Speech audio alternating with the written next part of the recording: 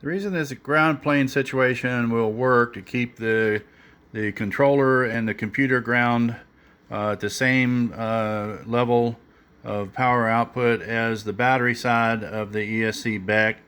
Of course, this is just photons that just flow down a wire, and those photons flow in the direction of the minus terminal to the positive terminal from atom to atom. None of the electrons actually move except they vibrate. That's a bit of the quantum physics involved. But the reason this works is that common plane of photons emerging from the negative side are all coming from the same wiring bundle that connects to the battery, the negative side of the battery. And that's possible because all of the negative sides of and lines inside the computer are on the outside. They're all connected together. Nothing is junction. All of the grounds are on the same common plane. So we'll get the common plane on the flight computer to be the same common plane as the back connected to the negative side of the battery.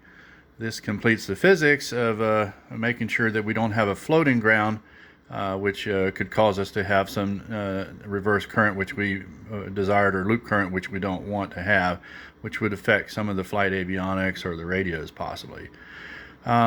This particular configuration on the APM controller, flight controller, does not have a jumper between the output side and the input side for the positive side.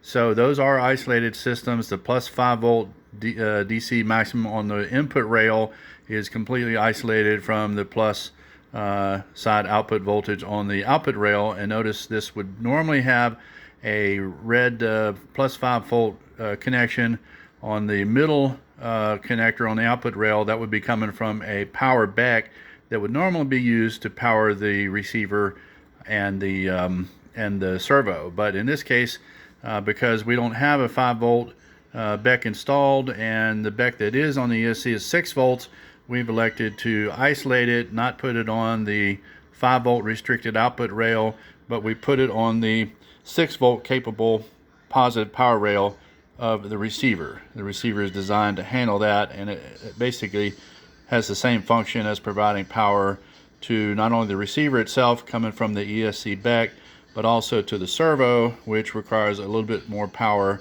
than most BECs will output from the output rail of a flight controller.